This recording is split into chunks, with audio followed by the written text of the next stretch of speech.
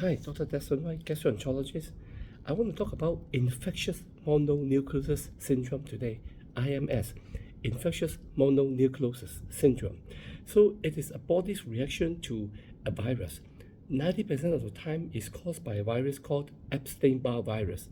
10% it can be other viruses. And patients often present with three major symptoms. Number one, springing high fever. They can have high fever up to 38, 39 degrees Celsius. Number two, they often have swollen lymph node, including the tonsils. So they can also present to the family doctor or an ENT surgeon for having a very bad sore throat. When you look into the throat, the tonsils are all swollen. And patients often tell you, oh, besides my sore throat, I have some swelling in the neck. You feel the neck and you find that there are some swollen lymph node in the neck. The third presentation is liver. They can have abdominal pain, nausea, vomiting, tea-color urine. On the liver test, they are found to have acute hepatitis with the ALT, normal reading being less than 40. ALT can go up to 400 or 500. I actually recently have two patients presenting in a similar symptom.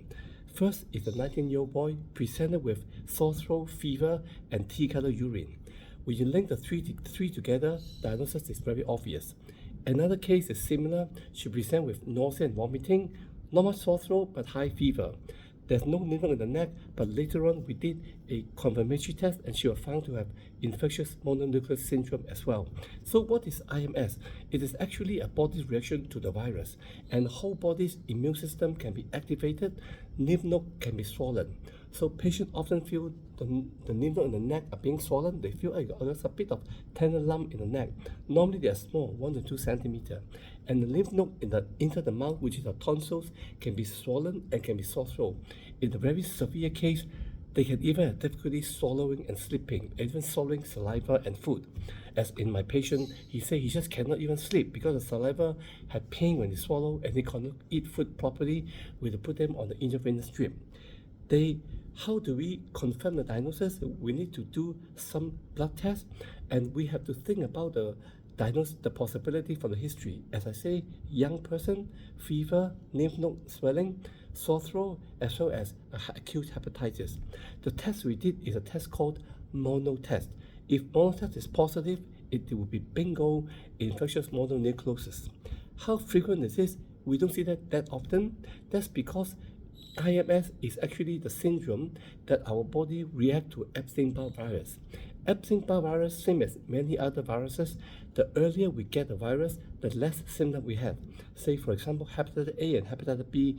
If a person gets Hep A and B at a very young age, say less than 5, they don't even know they have a virus infection and they recover fully with the antibody. Whereas if someone gets Epstein-Barr virus when they're very young, they don't feel it. But when we do the blood test, we know that they've been exposed to the virus before. But if they live in a relatively clean environment, like in a developed country like Singapore, they are not exposed to the virus when young, and they're exposed to that when they're older, in the late teens or the early 20s, they can then mount a very severe reaction. My first patient actually just went to Thailand for a trip. It is highly possible that Epstein-Barr virus being very prevalent in neighboring countries, and he lived in a clean country like Singapore, he obtained the virus infection while he was in Thailand for a tour. That's speculation. So the body reacts to that, whole body is swollen. On the blood test, they have high liver enzymes, they have high ESR, they have a normal hemoglobin, and they often have a lot of atypical white blood cell in the blood, a lot of lymphocytes in the blood, a lot of atypical lymphocytes in the blood. So the confirmation test is something called mono test. Of course, when the patient presents with acute hepatitis, we almost routinely run a battery of acute hepatitis tests, such as acute hepatitis A, B, and E for elephant. So at the moment, once they get the infection, once they get the confirmation, that's it. And one extra symptom, the symptom is that if they are given penicillin group of antibiotic, they develop a rash.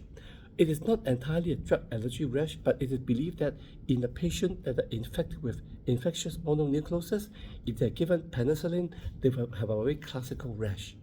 And for this patient, the spleen on our left upper quadrant of the abdomen, that is part of our lymphatic system, can also be swollen. In my first patient, actually his spleen was swollen on the scan and he had a bit of pain on the left upper abdomen.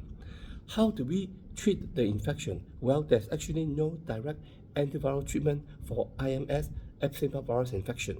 So we told our patient, you will eventually clear the virus.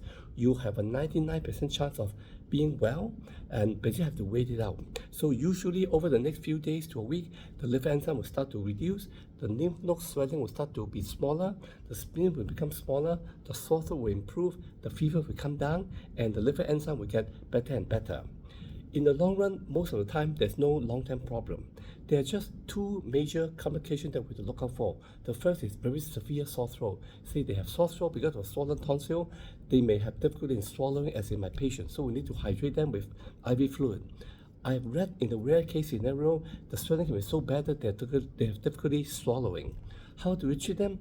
I usually refer them to my ENT colleague, and we give that particular patient steroid to shrink the lymph node, and he was well after 1 or 2 days. Another risk besides the sore throat and airway obstruction and swallowing obstruction is that the spleen can become so swollen that they rupture. So I have seen quite a fair number of infectious mononucleosis, but thank God so far I have not seen a single splenic rupture. So if all the lymph nodes, they recover, and that is okay. There's no long-term complication, and almost always they make a good recovery.